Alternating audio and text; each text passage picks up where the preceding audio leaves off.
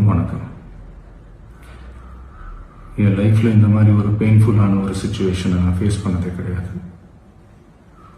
மனசு முழுக்க வலி வலி மட்டும்தான். இந்த சுற்றுப்பயணத்தில் என்னென்ன மக்கள் பார்க்க வராங்க, அதுக்கு ஒரே ஒரு காரணம் தான், அவங்க என் மேலே வச்சிருக்கிற அன்பும் பாசம். அந்த அன்புக்கும் பாசத்துக்கும் நான் எப்பவும் கடமைப்பட்டிருக்கிறேன். அதனால தான் இந்த சுற்றுப்பயணத்தில் மற்ற எல்லா விஷயங்களையும் தாண்டி மக்களுடைய சேஃப்டி, அதில் எந்த காம்ப்ரமைஸும் பண்ணிடக்கூடாதுன்றதுக்காக தான் அது என் மனசில் ரொம்ப ஆழமாக இருக்கும் அந்த எண்ணம். அதனால தான் இந்த அரசியல் காரணங்கள் எல்லாத்தையும் தவிர்த்துட்டு ஒதுக்கி வச்சுட்டு மக்களோட சேஃப்டி மட்டும் மைண்டில் வச்சுக்கிட்டு அதுக்கான இடங்களை சூஸ் பண்ணுறது, அதுக்கான இடங்களை பார்த்து பெர்மிஷன் கேட்கறது, போலீஸ் டிபார்ட்மெண்ட்டில் அதை ரிக்வெஸ்ட் பண்ணி கேட்போம். ஆனால் நடக்கக்கூடாதது நடந்துருச்சு.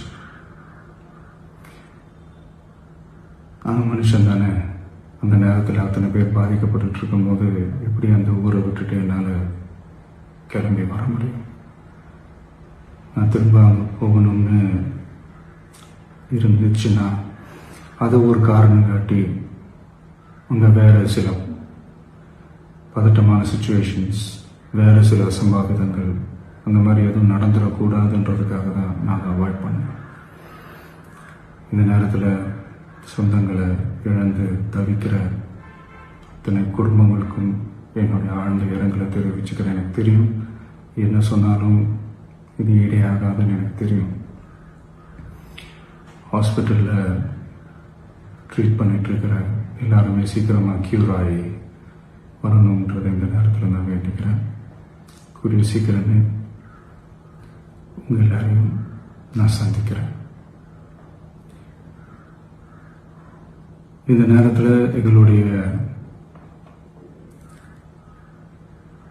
வலிகளை, எங்களுடைய நிலைமையை புரிஞ்சுக்கிட்டு எங்களுக்காக பேசின அரசியல் கட்சிகளை சார்ந்த நண்பர்கள், தலைவர்கள் அனைவருக்கும் என்னுடைய நன்றியை தெரிவிச்சுக்கிறேன்.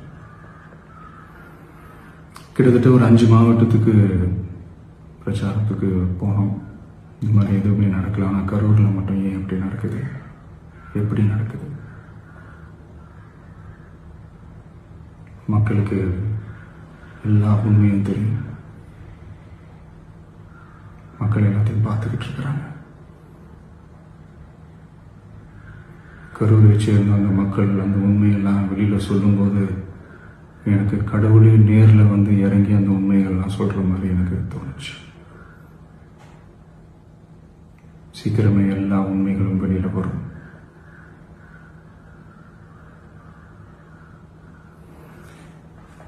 எங்களுக்கு தரப்பட்ட இடத்துல நாங்கள் போய் அந்த ஸ்பாட்டில் நின்று நாங்கள் பேசிட்டு வந்தோம். அதை தாண்டி எந்த தவறும் எங்கள் சைடில் நாங்கள் எதுவுமே செய்யலை. பட் இருந்தாலும் எங்கள் கட்சியை சேர்ந்த நிர்வாகிகள், தோழர்கள் மேலே எஃப்ஐஆர், அது மட்டும் இல்லை சோஷியல் மீடியாவை சேர்ந்த நண்பர்கள், தோழர்கள் அவங்க மேலே எஃப்ஐஆர்லாம் போட்டு இப்போ பிடிச்சிக்கிட்டு இருக்கிறாங்க.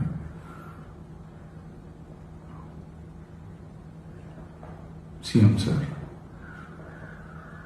உங்களுக்கு ஏதாவது இந்த பழி வாங்கணும் அப்படின்ற எண்ணம் ஏதாவது இருந்துச்சுன்னா என்ன வேணாலும் பண்ணுங்க. அவங்க மேலே கை வைக்காதீங்க.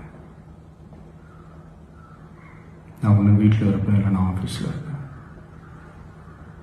என்ன வேணாலும் செய்யுங்க. நண்பர்களே, தோழர்களே,